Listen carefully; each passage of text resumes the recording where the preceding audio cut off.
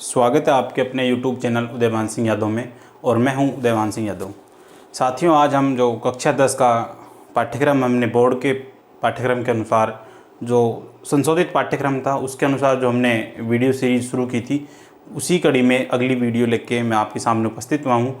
आज जो हम वीडियो शुरू करने जा रहे हैं वो है समास का एक टॉपिक, व्याकरण का जो पोर्शन है, व्याकरण का जो भाग है, आज हम उसको शुरुआत करने जा रहे हैं। उसी के वीडियो इसी प्लेलिस्ट में आपको मिल जाएंगे जो समास के हैं। आपके 4 ही टॉपिक दे रखे हैं व्याकरण के नए पाठ्यक्रम के अनुसार। तो मैं उन चारों टॉपिकों को आपको कवर कराने का जो टारगेट किया था, उसी टारगेट को पूरा करने के लिए मैं आज एक नई वीडियो के साथ उपस्थित हुआ हूँ। तो साथियों, यदि आप चैनल पर नए हैं तो चैनल को सब्सक्राइब करें, वीडियो को लाइक करें और शेयर करें। और जो बोर्ड का जो पाठ्यक्रम था उसमें जो व्याकरण का जो भाग था, उसमें व्याकरण में आपको 14 अंकों की 14 अंक हैं, उसका जो व्याकरण का पोर्शन है वो आपके सामने है। उसमें जो टॉपिक्स हैं, पहला टॉपिक उसमें है समास का, दूसरा है वाक्य शुद्धि का,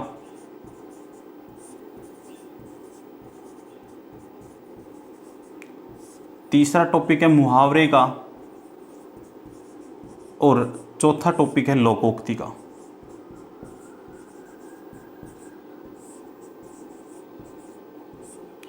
ये 4 अंक का है, ये भी 4 अंक का है, ये भी 4 अंक का है और ये 2 अंक का है।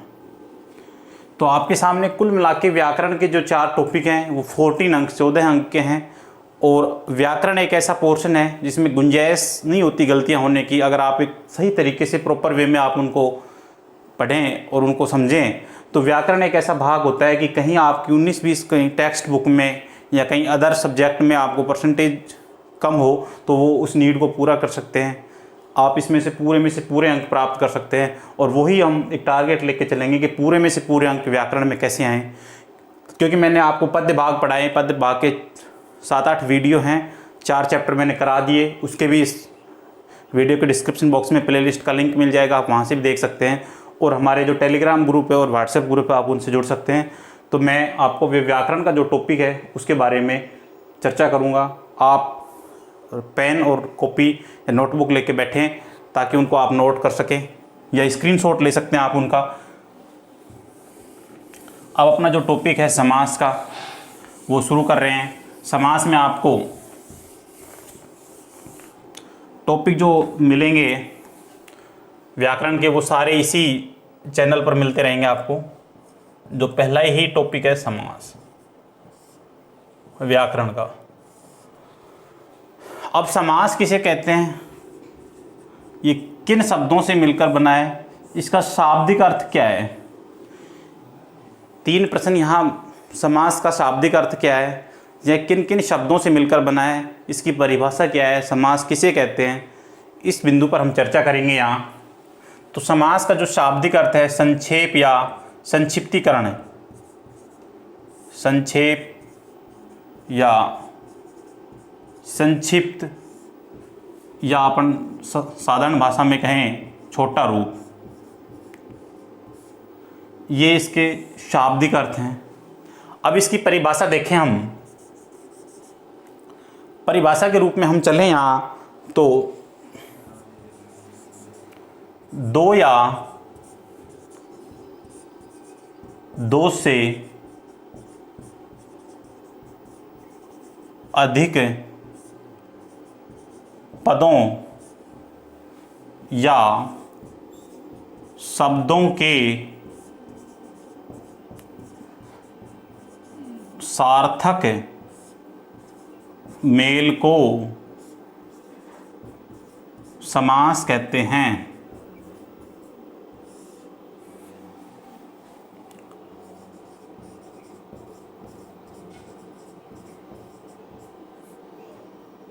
समास कहते हैं। अब यहाँ एक परिभाषा लिखी है, मैं इसको उदाहरण से आपको स्पष्ट करूंगा।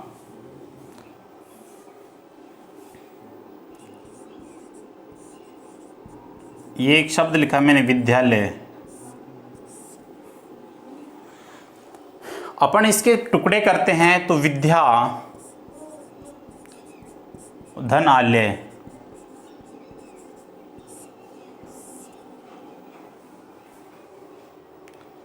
अब यहाँ दूसरा देखें हम, यहाँ और उदाहरण भी है अपने पास।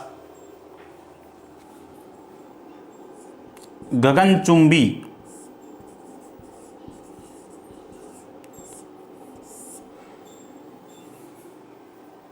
और देख लें आप कवि पुंगव। अब यहां आप देखोगे मैंने 3 उदाहरण लिखे हैं, कवि पुंगव, गगनचुंबी, विद्यालय। अब यहां विद्या के लिए आल्य, के लिए ये शब्द आया, के लिए विभक्ति चिह्न के रूप में। गगनचुंबी, गगन को चूमने वाली जो इमारत, मतलब भव्य जो इमारतें होती हैं जिनकी बहुत ज़्यादा हाइट होती है, उनके लिए, आकाश को चूमने वाली जो इमारतें होती हैं उनके लिए गगनचुंबी एक शब्द आता है। अब यहाँ अपन इसको देखें कि किस समास में आएगा, तो मैं आपको यहाँ ये समास हैं, पहले इनके बारे में चर्चा करूँगा कि समास के भेद नहीं बताऊँगा किस समास के अंदर आएगा। पहले हम इनके जो विभक्ति चिह्न हैं इनका कैसे उपयोग करते हैं। कवि पुंगव, कवियों में श्रेष्ठ, पुंगव का अर्थ होता है श्रेष्ठ। तो एक शब्द ये भी हो सकता है, एक परिभाषा, 2 या 2 से अधिक पदों या शब्दों के सार्थक मेल को समास कहते हैं। या ये लिखें विभक्ति चिह्न, विभक्ति चिह्न, योजक चिह्न या अव्यय।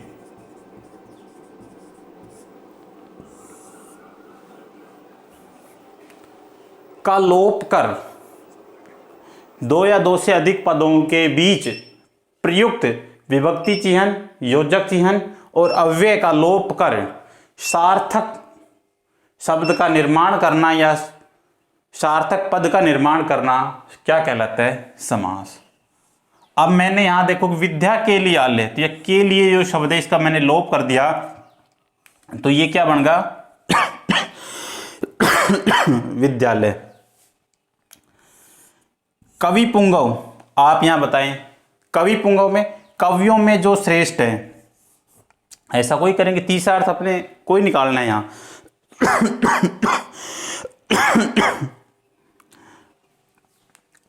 कवियों में जो श्रेष्ठ है,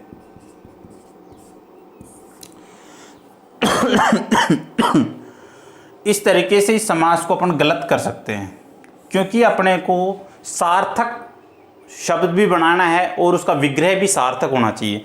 तो यह कवि पुंगव, कवियों में श्रेष्ठ, कवियों में श्रेष्ठ, ये जो नहीं आएगा, क्योंकि अब अपने किसी व्यक्ति विशेष के लिए इसका उपयोग कोई कर रहे हैं। यहाँ गगनचुंबी या गगन, ये बीच में आएगा को, विभक्ति चिह्न नहीं, कौन सा है? ये विभक्ति चिह्न है, क्योंकि कर्म तत्पुरुष में कर्ता ने कर्म को, ये कर्म तत्पुरुष का उदाहरण है यहाँ।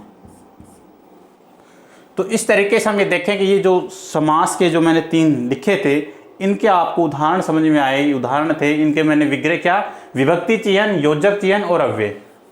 आजन्म, आ का होता तक, ये क्या है? अव्यय है। जन्म पर्यंत, आमरण, मृत्यु तक, मृत्यु पर्यंत। अब ये माता पिता, तो इसका क्या होगा? माता और पिता। तो क्या कहता है कि 2 या 2 से अधिक पदों या शब्दों के सार्थक मेल को समास कहते हैं, या विभक्ति चिह्न या योजक चिह्न या अव्यय का लोप कर सार्थक शब्द का या सार्थक पद का निर्माण करना क्या कहलाता है? समास कहलाता है। ये उदाहरण मैंने जो लिखे हैं आप इसको नोट भी कर सकते हैं, ये समझाने के लिए थे। मैं कुछ 5-7 उदाहरण और लिख देता हूँ, आप उनका सामासिक विग्रह करना और कमेंट में आप उनको सोल्व करके मेरे को बताना।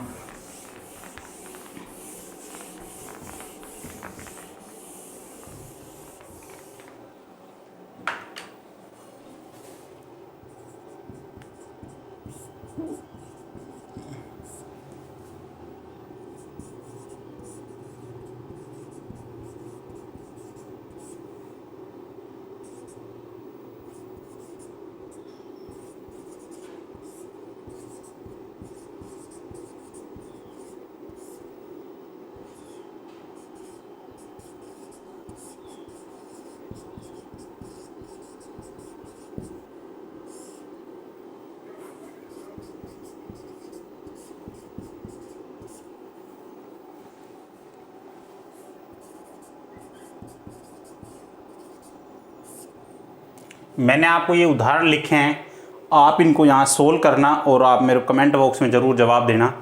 तो अपने उदाहरण लिख लिए, परिभाषा लिख ली, यहाँ उसका शाब्दिक अर्थ लिख दिया। अब इसके अपन चलते हैं भेद की तरफ। समास के कितने भेद होते हैं?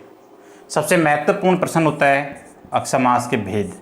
जो कक्षा 10 का स्तर है उसमें समास के कितने भेद बताए गए हैं? आपको ये तीनों आंसर मिलेंगे कहीं ना कहीं देखने को, 4, 5 और 6। कक्षा 10 के स्तरानुसार आपके समास के जो कुल भेद बताए गए वो 6 हैं। पदों की प्रधानता के आधार पर समास का जो वर्गीकरण है वो आपके सिलेबस में नहीं है, पाठ्यक्रम में नहीं है, मूल रूप से वो नहीं है। तो ये दोनों ना होके आपके सिर्फ है समास के भेद। तो समास के कुल 6 भेद हैं। अब समास के 6 भेद कौन कौन से हैं वो आपको पता होना चाहिए, उनके नाम याद होने चाहिए आपको। पहला होता है अव्ययी भाव समास। अव्ययी भाव समास। दूसरा होता है तत्पुरुष समास।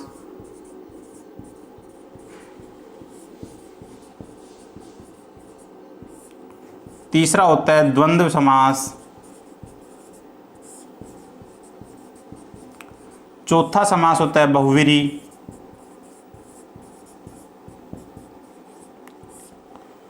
और जो 4 भेद बताए जाते हैं पदों की प्रधानता के आधार पर, उसका वह वर्गीकरण इस तरीके से किया जाता है। आपको 6 ही भेद याद करने हैं। उस जानकारी के लिए मैं आपको बता दूं, जो यहाँ होता है द्विगु समास और छठा होता है कर्मधारय समास। अब आपको एक और छोटा सा फंडा है, ट्रिक्स है। ये अव्ययी भाव समास पहले नंबर पर है तो इसका प्रथम पद प्रधान होता है। कौन सा? प्रथम पद। ये दूसरे नंबर पर है, इसका दूसरा पद प्रधान होता है। द्वंद्व ये तीसरे नंबर पे, इसके दोनों ही होते हैं, प्रथम पद भी और दूसरा पद भी, या पूर्व पद या उत्तर पद। और ये इसमें कोई सा भी प्रधान नहीं होता, इसमें तीसरे अर्थ की कल्पना की जाती है ये बहुव्रीहि समास में। तो आपके ये पदों की प्रधानता का जो वर्गीकरण है वो भी आपके आसान है, पर आपको तो समास के 6 भेद याद करने हैं। समास के 6 भेद कौन कौन से होते हैं? तो यहाँ प्रश्न आ सकता है कि समास के कुल कितने भेद हैं, तो आपको संख्या लिखनी है 6, क्योंकि यहीं से एक प्रश्न बन सकता है आपको, आप इम्पोर्टेंट भी लगा लें, समास के कितने भेद हैं या समास के कुल कितने भेद होते हैं, उदाहरण सहित स्पष्ट करें या उनके भेदों के नाम उल्लेख करें। तो इस तरीके से आपको जो क्वेश्चन मिले उसमें आप इस तरीके से आप वर्गीकरण कर सकते हैं। तो आप इसको ये हटा के 4 हो गए, 5 और 6, इस तरीके से आप समास का वर्गीकरण या भेदों के नाम उल्लेख कर सकते हैं। तो ये समास के जो भेद थे वो मैंने आपको नोट कराया, आप इनको नोट कर सकते हैं। मैं आपको ले चलता हूँ पहले 1 नंबर समास जो अव्ययी भाव समास है उसके ऊपर।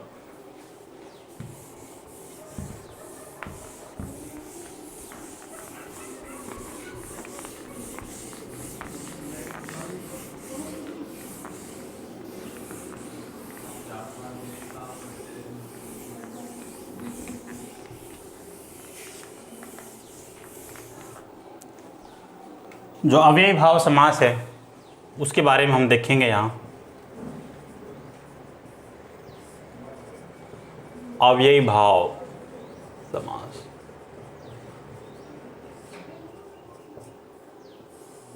ये नाम से ही स्पष्ट है कि अव्ययी भाव समास किसे कहते हैं? जिस समास का पहला पद या प्रथम पद अव्यय हो, जिस समास का पहला पद या प्रथम पद अव्यय हो उसे अव्ययी भाव समास कहते हैं। इसकी पहचान भी है और परिभाषा भी है। जिस समास का पहला पद या उसको प्रथम पद भी कह सकते हैं या पूर्व पद भी कह सकते हैं, अव्यय हो उसे अव्ययी भाव समास, अव्ययी भाव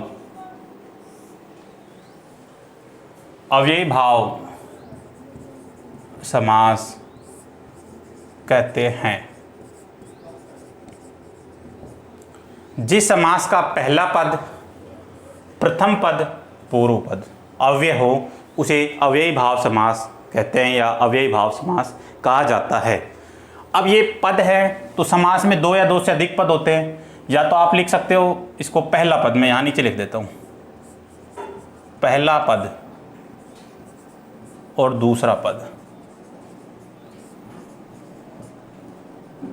पूर्व पद, और इसको लिख सकते हो आप उत्तर पद।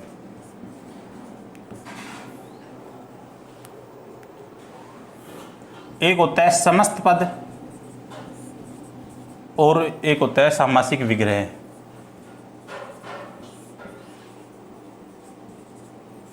अब यहां समस्त पद दे दिया जाए और आपको सामासिक विग्रह करवाया जाए, उसमें आपको समस्त पद दे दिया जाए और उससे सामासिक विग्रह करवाया जाए, तो मैं यहां लिखूं रसोई घर।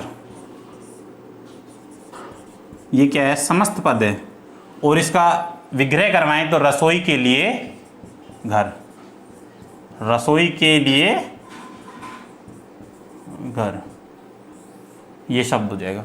तो इस तरीके से अपने को ये पदों की भी जानकारी होनी चाहिए। अब समास में दो या दो से अधिक पद हो सकते हैं, पहला पद, दूसरा पद, पूर्व पद या उत्तर पद, समस्त पद किसे कहते हैं, सामासिक विग्रह किसे कहते हैं, ये जानकारी अपने को समास के प्रकरण में कंठस्थ होनी चाहिए, कंठमुक्त होनी चाहिए, और जिससे हम इसकी जानकारी कर सकें।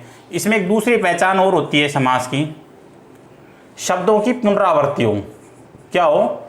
शब्दों की पुनरावृत्ति या आवर्ती हो। चलो मैं आवर्ती लिख देता हूं। शब्दों की क्या आवर्ती हो, या उन्हें ये कहें शब्दों की जो आवर्ती है या संज्ञाओं की आवर्ती, एक ही संज्ञा दो बार आए, जिसको द्रुक्त भी कहते हैं, दो बार जोक्त, दो बार कही गई। तो जैसे इसमें अपन उदाहरण के तौर पे देखें, हाथों हाथ, हाथ ही हाथ में, या हाथ ही हाथ में, हाथों हाथ, दिनों ही दिन, दिन दिन में, रातों रात, रात ही रात में। इस तरीके से रातों रात, हाथों हाथ, फटाफट, धड़ाधड़, इस तरीके से ये शब्दों की आवर्ती हो, वहाँ भी अव्ययी भाव समास हो। और जिस समास का पहला पद अव्यय हो या प्रथम पद अव्यय हो या पूर्व पद अव्यय हो, तो इसमें आप पहला पद क्या होगा, आपको अव्यय मिलेगा। अव्यय किसे कहते हैं, ये भी एक महत्वपूर्ण बात है। अकव्यय किसे कहेंगे? जिसका व्यय नहीं हो। क्या हो? जिसका व्यय नहीं हो, खर्च नहीं हो, उसे अव्यय कहते हैं। और व्याकरण की कोटि से देखें, व्याकरण की दृष्टि से देखें, तो जिस शब्द पर लिंग, वचन और काल का प्रभाव नहीं पड़ता हो, इनके प्रयोग से उसमें किसी भी प्रकार का परिवर्तन नहीं आता हो, वो क्या कहलाता है? अव्यय कहलाता है। तो इस तरीके से आप अव्ययी भाव समास के बारे में समझ गए होंगे, स्पष्ट हो गया होगा। और बहुत महत्वपूर्ण सवाल यहीं से आते हैं आपके परीक्षा में, क्योंकि छोटे छोटे प्रश्न आपसे यहाँ पूछे जाते हैं, अव्ययी भाव समास के उदाहरण दे दिए जाते हैं। मैं आपको काफ़ी उदाहरण नोट करा रहा हूँ, 10 से 15 उदाहरण, आप उनको नोट करें और आप अपनी नोटबुक में उनका समास विग्रह करें और फिर मेरे को बताएं। यदि कोई शब्द नहीं आए तो आप उसको कमेंट बॉक्स में कर दें या व्हाट्सएप पर डालें उसको। मैं उदाहरण लिख रहा हूं, आप नोट कर लें उनके। आजन्म, आमरण,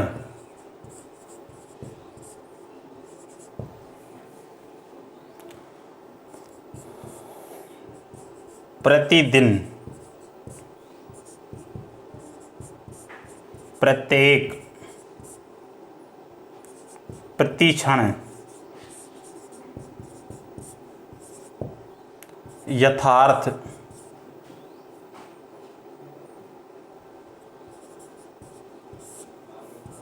यथाशक्ति, यथाक्रम,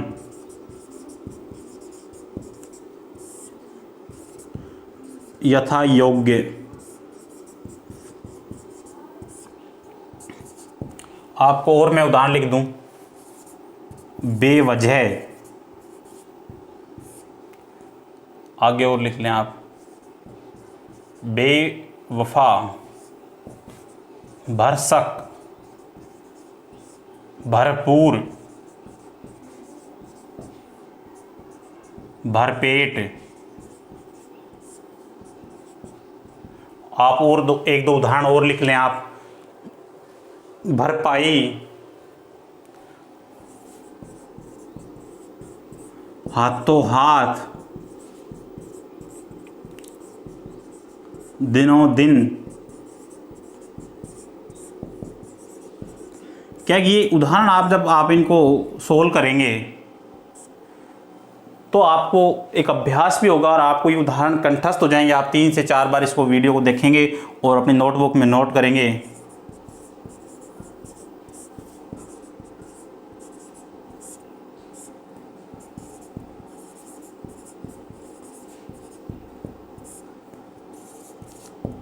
आप और उदाहरण भी लिखना चाहें तो मैं आपको और लिखा दूं उदाहरण। तो उदाहरण तो बहुत हो सकते हैं, पर आपको एक और लिख लो आप, बेशक। आप ये जो उदाहरण हैं इनको मैंने आपको नोट डाउन कराया, आप इनको लिखें और नोटबुक में लिखने के बाद आप इनको एक एक को सोल्व करके देखें। अगर फिर भी कोई समस्या आए तो मुझे आप कमेंट बॉक्स में कमेंट करके बताएं। तो अव्ययी भाव जो समास था उसका आपको पूरा प्रकरण मैंने आपको समझा दिया। अब जो अगला समास है तत्पुरुष समास, उसको कल फिर एक नेक्स्ट वीडियो में लेते हैं। उसका वीडियो आपको मिल जाएगा। चैनल को सब्सक्राइब कर लें, नोटिफिकेशन बेल है जो उसको प्रेस कर लें ताकि वीडियो के नोटिफिकेशन आपको मिलते रहें। और अब मिलते हैं फिर कल एक नेक्स्ट वीडियो में। तब तक के लिए थैंक्स, धन्यवाद।